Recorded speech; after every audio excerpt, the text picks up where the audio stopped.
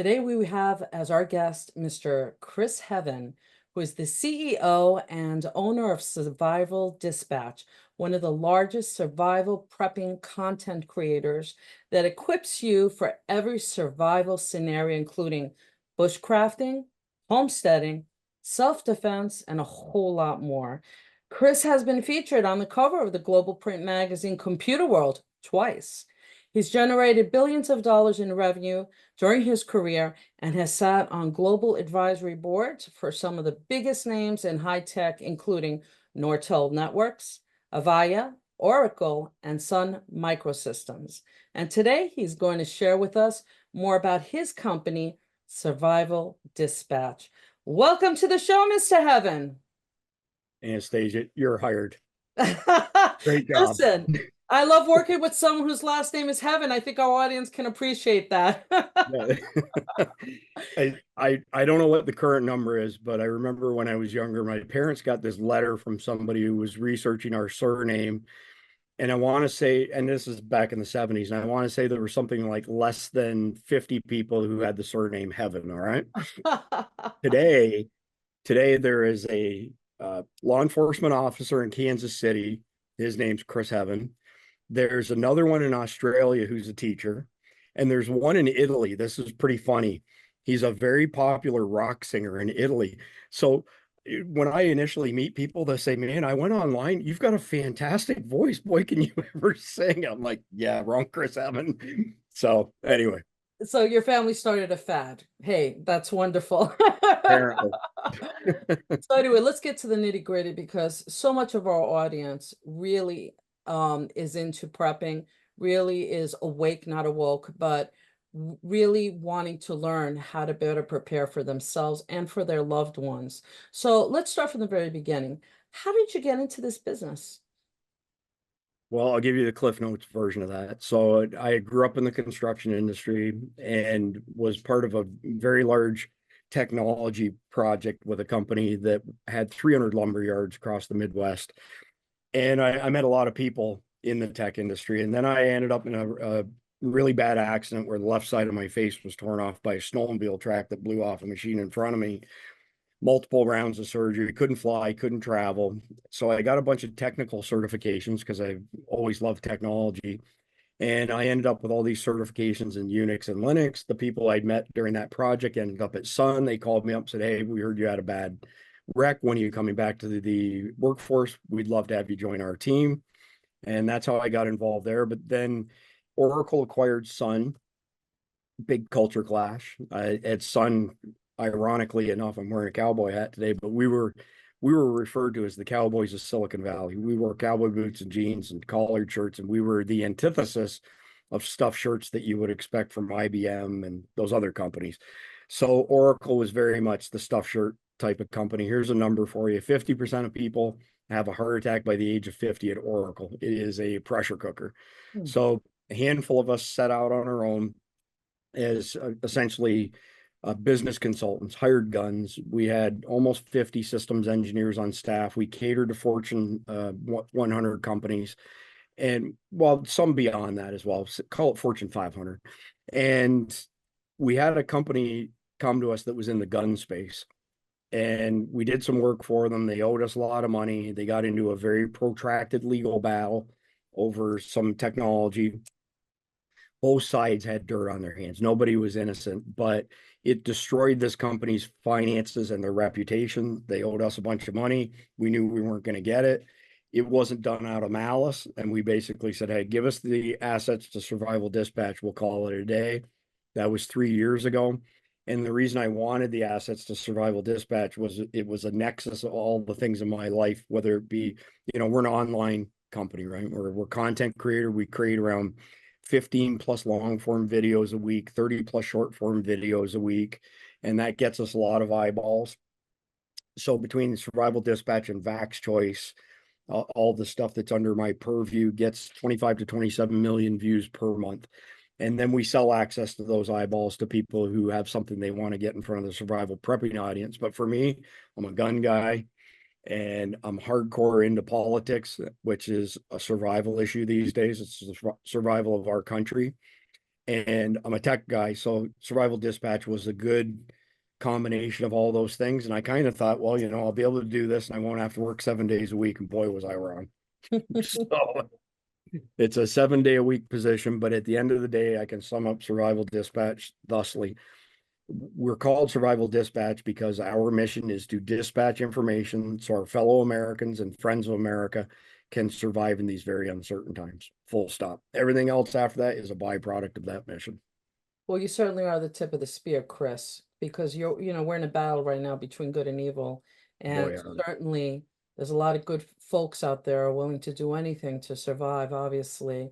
I mean, we're all saved, but in the human world, we still want to survive. It doesn't mean we want to go up there so Absolutely. quickly. And do the right thing for our kids and our grandkids, because the reality is, this is a battle we have to fight now, so they don't have to, hopefully later. But so, you bring up a lot of good things because we recognize that there could be a million different things that certainly can happen in these days, right? Mhm. So there could be a lot of different catastrophes, What is the one thing that you find in your work that people are inquiring about the most these days?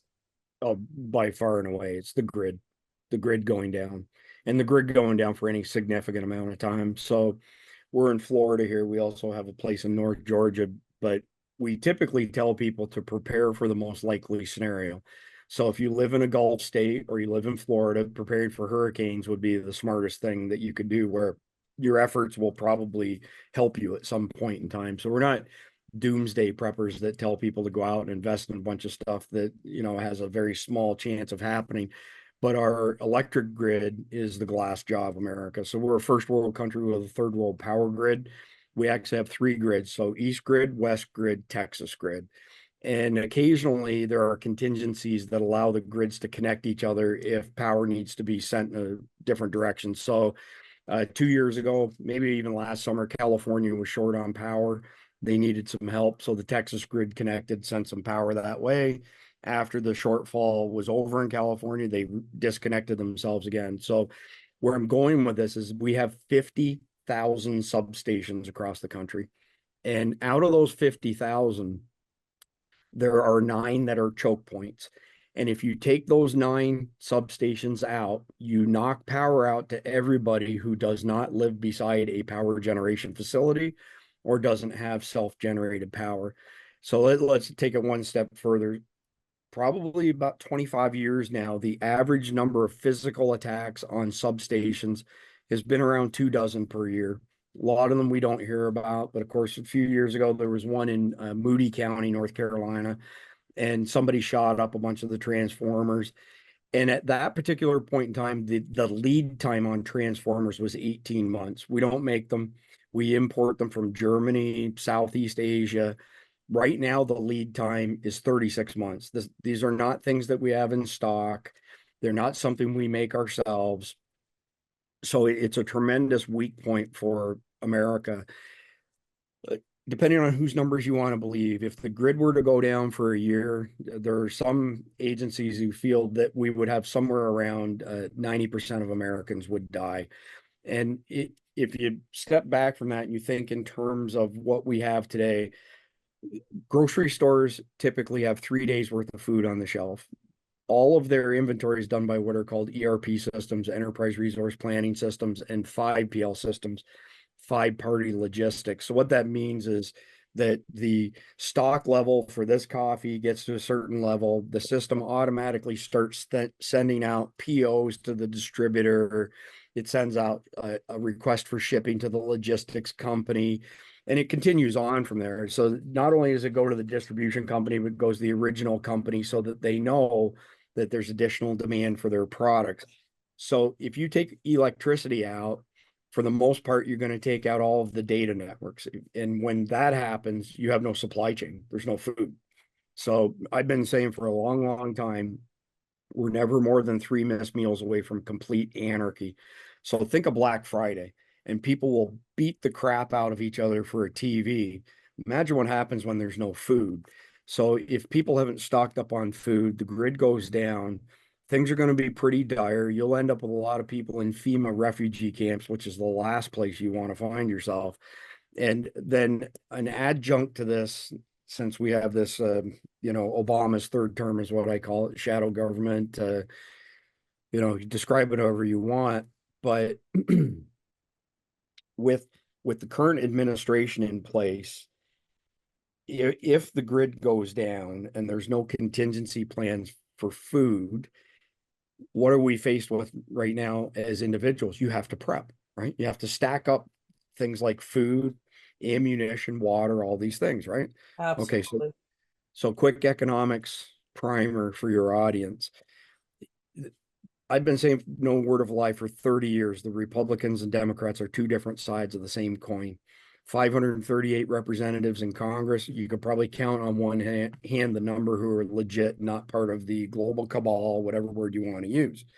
Okay, so years ago, they came up with this thing where they said, okay, core inflation over here is not going to include food, fuel, and housing, the three things that are decimating Americans' paychecks. But we're going to have this other thing over here called the CPI, the Consumer Price Index. And while we're going to include stuff from the food, fuel, and housing bucket, we're going to be really careful what we carry because here's an example. 3 months ago, the wholesale price of coffee beans spiked by 29%. Coffee's been part of the CPI forever and a day. The Biden admin took it out of the CPI because it shot the whole number up. So depending on whose numbers you want to believe, the most accurate ones I believe are that since Biden was installed, we have seen 31% year over year compounded inflation as far as food is concerned. So wrap your head around that for a second as far as investments go. What can you put your money into that'll get you 31% year over year returns? I'm not aware of anything that will do that. So where am I going with this? If you stock up on food that has a long shelf life, freeze dried food, canned food, those sort of things, even if nothing happens, you're getting a 31% annual compounded ROI on your investment because eventually you're going to eat the food, but you paid a lot less for it by allocating a percentage of your disposable income to buying it now. If, on the other hand, we prepare for the worst, we hope for the best. But let's assume SHTF happens on some level. Having that food could very well be the difference between life and death for you and your family. And again, it's a sound investment from an investment strategy. Absolutely. I think our audience would definitely agree on that.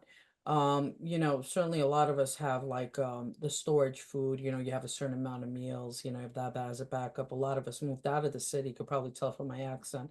Came from New York City, now live on a mountain in Pennsylvania. So Good for you. my husband, I hunt. We unfortunately, we were blessed with children very late in life.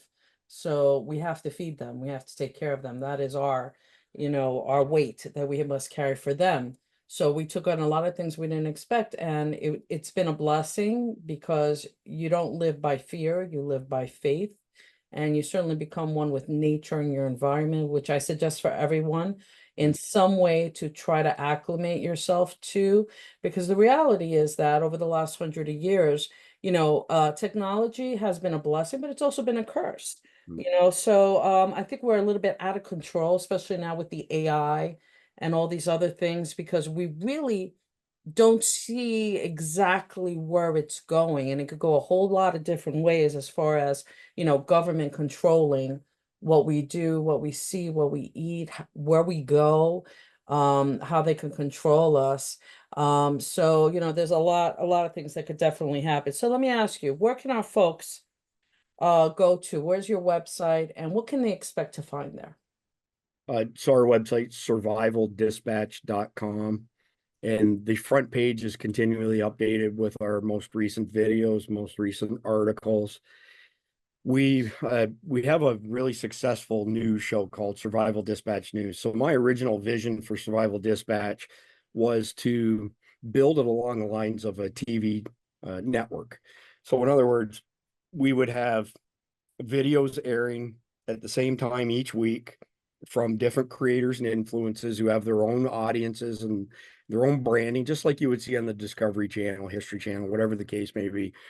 However, unless you have a massive advertising budget to boost your videos, long form videos will cannibalize each other if you publish them the same day.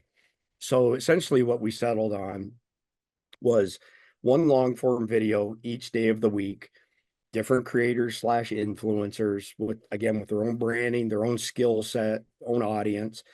And along the way, we created Survival Dispatch News, which I host.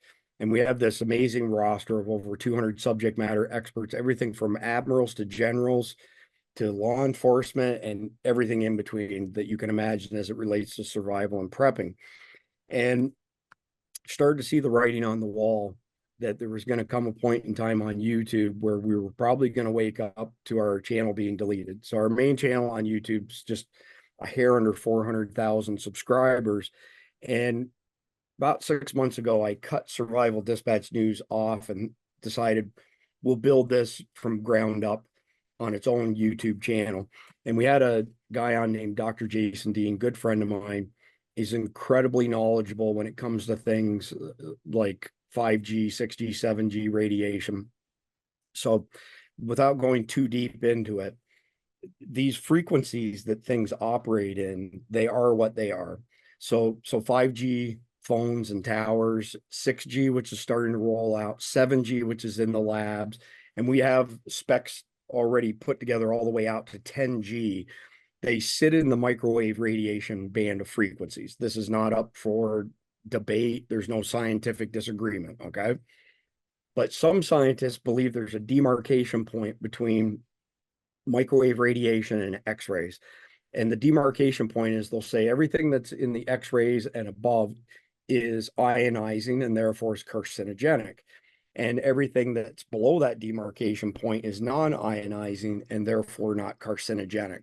2018, the World Health Organization was fixing to designate all forms of radiation as a type 2 carcinogen, but big money stepped in. They didn't do it.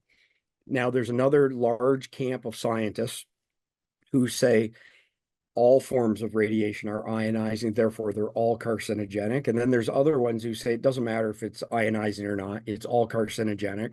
There are studies now across the country that show if your bedroom, if you have a window that is close to your smart meter that records your electrical consumption and relays it back to the utility, that you are many, many times more likely to develop brain tumors, brain cancer. So there are all kinds of products you can get out there that reduce that stuff. So Dr. Jason Dean mentions this microwave radiation and doesn't say anything with regards to carcinogenic effects, but he does mention that we have directed energy weapons. The first use of one by law enforcement that we know of was in Canberra, Australia in 2021. So this technology, microwaves, you point it at a crowd, and what do microwaves do? They cook living organisms. So they cause the temperature of your skin to rise to such a level, people disperse. And that's what it's for. It's for crowd disbursement, okay?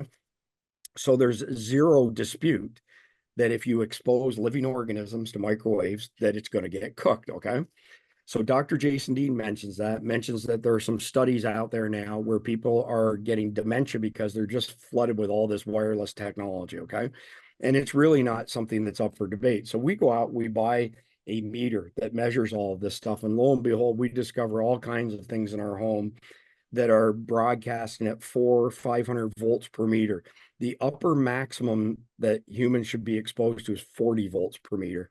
So we're talking stuff that was 10, 11, 12 times the safe level. My wife had a all-in-one printer beside her desk in her office that was emitting well over 400 volts per meter. Anyway, just to wrap that up, not a matter of hours after that video was uploaded and published, we got a notification from YouTube that we had got a strike and that we were suspended, and that if we could accept their penalty and admit, guilt, and they would start the suspension right away, or we could contest it.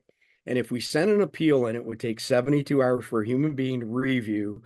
And if they ruled against us, it would become a permanent strike. So I slept on it. I thought to myself the next day, I'm going to appeal this because this is baloney. We didn't say anything that's not widely accepted by all scientists across the board. Hit submit. I wrote a very eloquent response. Go back to my inbox, not 60 seconds later, pops into my inbox. We've ruled against you, and you committed a flagrant offense, and you get a permanent strike out of it. So number one, I was thankful that I broke Survival Dispatch News off from the main channel. But then as I sat on, I thought, you know what? We're going to take Survival Dispatch News over to Rumble and Cloud Hub. So as far as people finding us, in addition to survivaldispatch.com, we have a YouTube channel that is nothing but survival prepping videos. There's no guns, there's no politics, no news, none of that stuff. Okay. Then we have a channel that we started building approximately 40 days ago on Rumble for Survival Dispatch News, and we're off to a great start over there. And we publish SDN videos every day of the week. So between those two channels, there's 15 long form videos a week, 30 short form videos a week. Then we take the best from both of those and we push them up to Cloud Hub, which is truly the only uncensored platform out there. There's still a lot of code under the hood on X that will get conservative silence, but we push it over to Cloud Hub, our best of SD channel. And then we just lit up 24 hours ago a Patreon. Costs a lot of money to have 19 people produce this volume of videos. And so people can go to patreon.com/survival dispatch, $9.99 a month. They get the live after the live. So we do a live episode. Afterwards, we go to Patreon, we answer people's questions, and they can interact with us. They get discounts. They get our 228-page essentials guide for free, which is normally $10. Like I said, there's a plethora of value adds, so we're in the process of building that as well right now. But those are the main places you can find Survival Dispatch. Oh, that's amazing. And I will tell you, I had my own show called You Decide, and I got thrown off Awesome. YouTube for, believe it or not, for interviewing someone who witnessed fraud in the 2020 election in Philadelphia, which we know. Yeah. You don't have to be a rocket scientist to have seen the evidence. Yeah, so we mostly show our viewers. You'll see us on Rumble and some of the other channels. I mean, we're trying the best we can to be able to provide truth in these days, and it's getting harder and harder for sure. Let me go back to the waves because we're fighting something in our community here. The reason why we left New York City, one of them anyway, was wanted to get away from the 5G towers. And up here we didn't have it. And now they're trying to come in and we got a lawsuit and we got our supervisors here in the township who are fighting it, and we got attorneys and this, that, and the other. And then you have a group of people who say, well, I want it because my phone, service will be better. I said, we're in the mountains. Waves work in straight lines. If you're behind that mountain, what do you think is going to happen? You're never going to get a connection anyway. So you're going to have drop zones. Mhm. But can you explain to me clearly with 5G, is this something that we're worried about unnecessarily, or should we keep up the good fight? No, absolutely keep up the good fight. So the smart meters that I mentioned, they relay the information back to the utility, typically by 5G, all of the newer ones. Todd Callender, very notorious federal level attorney. He's the attorney who sued Lloyd Austin and the DOD over these things that go on your shoulder. Just in case you put this on YouTube, I'm going to choose my words carefully, okay? And there were 51 attorneys. He was the lead attorney, went all the way to SCOTUS. He did some great work. He is getting ready to launch Project Archimedes. It will be the largest global class action lawsuit in history against all purveyors of 5G, 6G, 7G, et cetera. So the equipment manufacturers, the telcos, the government agencies, the whole nine yards. So 4G LTE, long-term evolution, was in the microwave range as well, but the frequency was so weak that it didn't set off a bunch of alarm bells. 5G, though, when it moved up in the frequency band and intensity, it automatic with no question, there is no scientific question, it is in the microwave radiation band. So if you look at frequencies, everything in this world is tied to a frequency. Your heart is an electrical frequency that's happening from the brain to the heart, sort of thing. If your hand gets hurt, that sends an electrical signal through your central nervous system. Your brain say, ouch, that hurt. Okay. Everything has a frequency. So when you look at 5G, 6G, 7G, and beyond, it is in the microwave radiation band. It is what it is. Okay. So the concerns are, one, that it will cook your flesh. So people who sleep beside it, even if they didn't get cancer, highly likely that they're going to have other physical ailments, especially dementia. It's been shown as a prime trigger for that. There are also things that are amplified, diseases that are amplified by microwave radiation. And then you have the whole carcinogenic aspect. And like I said, at least 50% of the scientific community says it doesn't matter whether it's ionizing or not. It's a type 2 carcinogen, and repeated exposure to it is going to result in cancer. So here's the thing. You have microwave radiation coming off a plethora of things in your environment. So 5G towers is a big one outside. We have a cabin in the Blue Ridge Mountains. Service from Verizon, AT&T really bad, so we went and got T-Mobile. We came back here to Central Florida. We're in an older established subdivision, upper middle class subdivision. We're not a mile away from the T-Mobile store the way that the bird flies. So we go and we switch everything over, works fine at the store. We come back here, no service here in Florida. So we call them up and they're like, yeah, well, there's a tower in your neighborhood. And as I got through different layers of support, found out that it was an old CDMA tower, which is cell phone technology from the 90s. And they said, look, what we're going to do is we're going to send you this black box, and it's essentially a 5G tower, and you're going to connect it to your cable internet, and your phones will connect to it, and it will essentially shunt your traffic over the internet. So we get this meter. As a matter of fact, here it is. So we get this meter, and we start going around our home measuring things. And I went to that 5G tower first and foremost, 513 volts per meter, 12.8 times what the upper limit is of your exposure. I mentioned the all-in-one printer beside my wife. We had a set of Bose speakers in our master bedroom with these little satellite speakers on the nightstands, blasting out over 300 volts per meter this far from our heads. And the list goes on and on. The smart meter, I have an employee at Survival Dispatch who her and a bunch of other families have been engaged in a 14-year lawsuit with the county who owns their utility over smart meters, and them saying we do not want smart meters. It's actually fixing to go to the Ohio Supreme Court here shortly. So our electric meter was 397 volt meters. Smartphones, laptops, like if I turn this thing on, and there is something in my new MacBook Pro where the S key is approximately, and let me turn the sound on here. It's going, I'm not even anywhere near the laptop.